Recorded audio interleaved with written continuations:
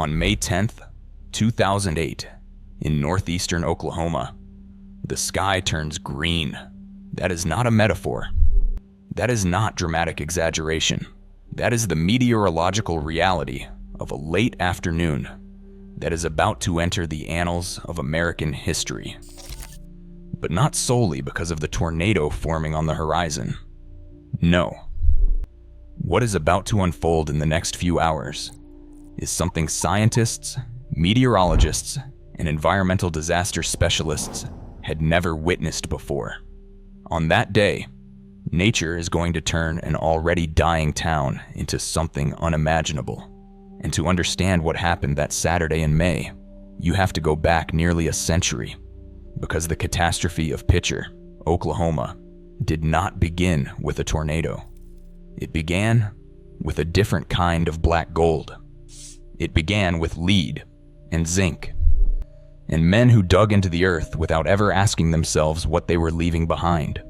It is 1913. Oklahoma is a young state, barely admitted to the Union 6 years earlier. The country is expanding at full speed. Industry is roaring. And in Ottawa County, at the far northeastern corner of the state, a man named Harry Crawfish, a member of the Quapaw tribe, discovers something beneath his land. Lead, zinc, in massive quantities. Within a few years, a town erupts literally out of the ground. Picher, Oklahoma. The boom is total, explosive. Thousands of men pour in from across the country, drawn by work, by money, by the promise of a better life carved out of the earth. By the 1920s, Picher is home to nearly 20,000 people.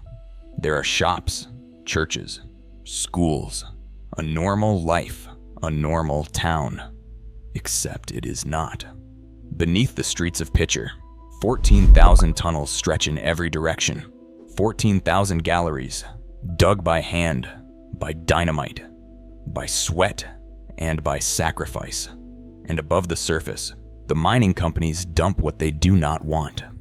The leftovers, the discards, the millions of tons of crushed rock and toxic mining waste known as chat, which pile up and grow and eventually form artificial hills, rising 60 meters above the surrounding landscape.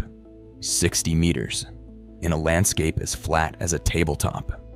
These gray mountains tower over Picher like sentinels. The town's children play on them. They race their bikes down their slopes.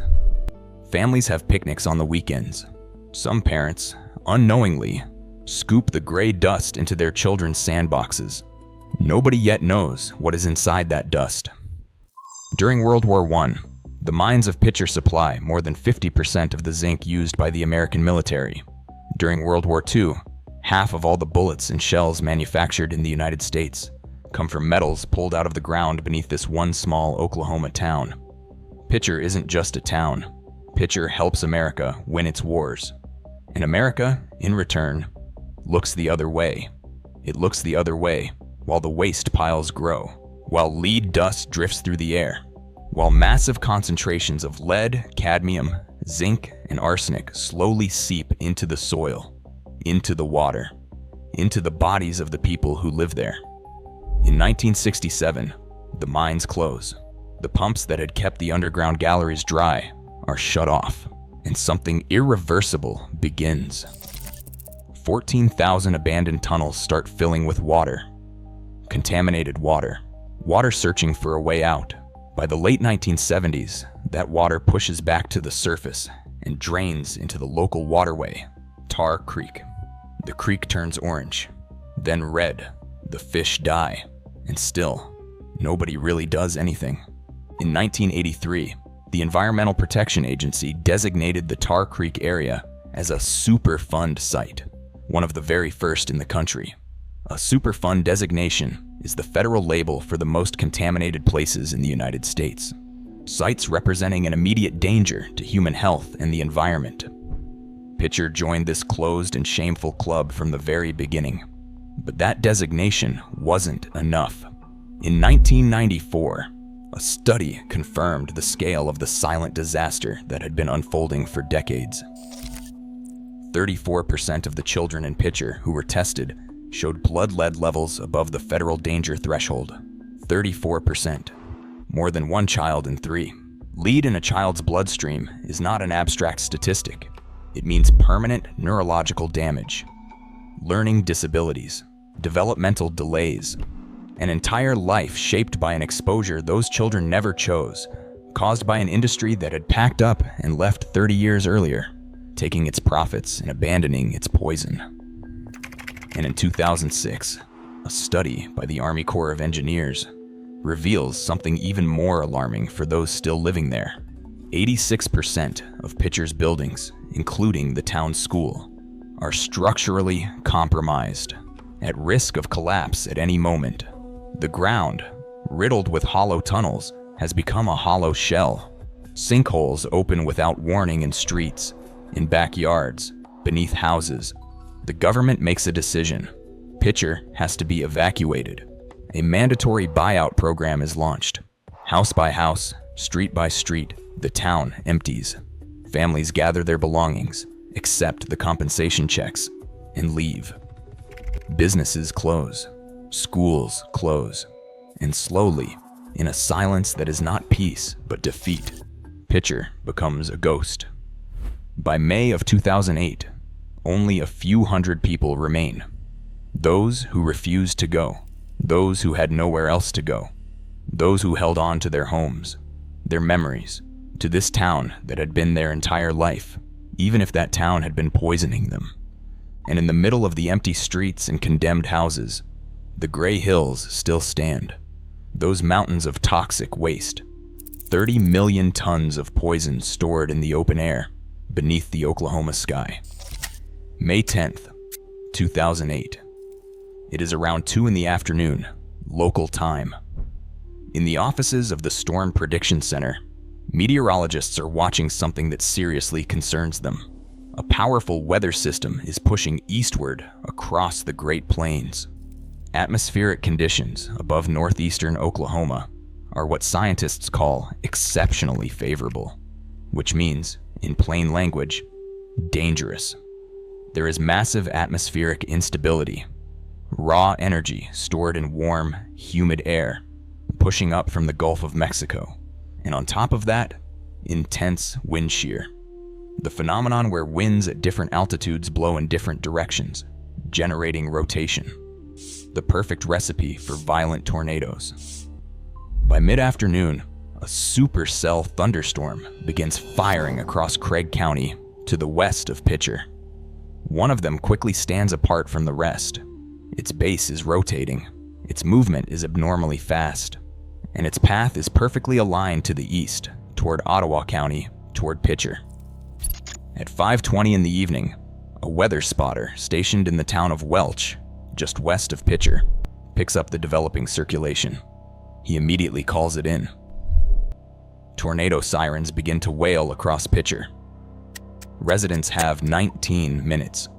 19 minutes to find shelter, to get down into a basement, to lie flat in a ditch, to call a loved one, to pray. 19 minutes in a town where the majority of buildings are already flagged as at risk of collapse, with no solid shelters, no reliable infrastructure. At 5:39 in the evening, Central Daylight Time, the tornado touches down south of the Kansas-Oklahoma border, and it is not an ordinary tornado. What meteorologists call a wedge tornado is a creature in a category of its own. Its width at the base exceeds its visible height. It looks less like a classic funnel and more like a wall of darkness advancing across the landscape. The one bearing down on Picher that evening widens and intensifies with every mile it travels.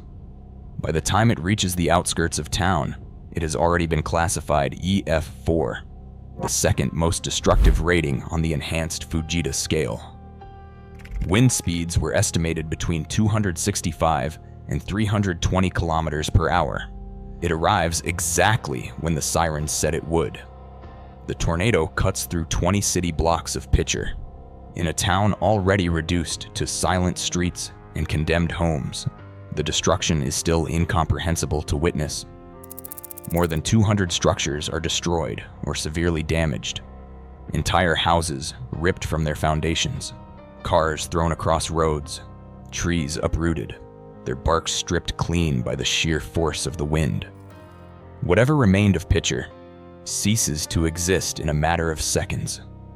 But that is not where the singularity of this event ends, because when the tornado passes over the mining waste hills surrounding the town, something happens that had never been documented in the entire history of American natural disasters. Winds of 280 kilometers per hour pulverize the 30 million tons of toxic mining residue stored at the surface. The lead, the cadmium, the arsenic. It is sucked up, ground even further, and launched thousands of meters into the atmosphere, scattered across tens, perhaps hundreds of square kilometers downwind of the storm. The tornado had just turned Picher's poison into an airborne weapon. 6 people lose their lives in Picher that evening. Samuel Barry was 20 years old. His wife Tracy was 19. They were young, recently married, and had chosen to stay in the only town they had ever called home. They die together. Chesuri Cox was 80 years old. She had lived in Picher for the vast majority of her life. She had known the years of prosperity. She had survived the closure of the mines, the slow contamination, the successive evacuation orders. The tornado takes what time had not managed to take. Misty Kelly was 30. Linda Mathis was 48. Darrell Patterson II was 28 years old.